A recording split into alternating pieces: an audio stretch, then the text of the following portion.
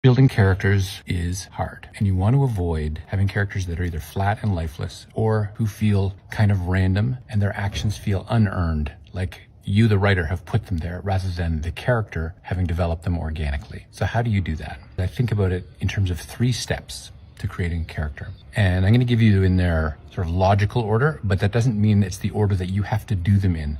Thematic coherence, backstory, and behavioral traits. Now, in terms of thematic coherence, what we're talking about is you need to know the theme of your story. You figure out your log line. What's your story about?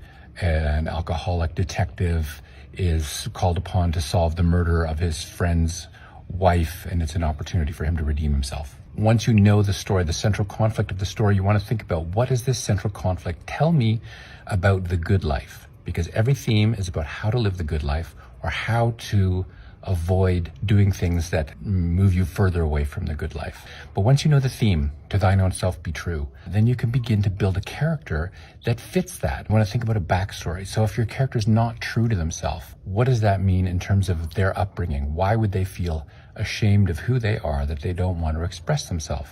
It doesn't have to be a 20-page life story, but you're going to write some backstory details about them. So you've got now the theme, you've got the backstory, and from those 2 things together, you develop the behavioral traits that allow you to represent that character in the book.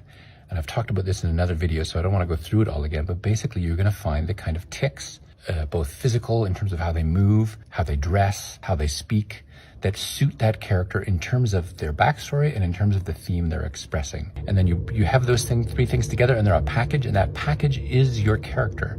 And now you're going to put that character in the world and watch them run. If you have any questions or comments, drop them in the comments section. Give it a like if you found it useful. Follow me if you want to hear more, and we'll talk soon. Bye for now.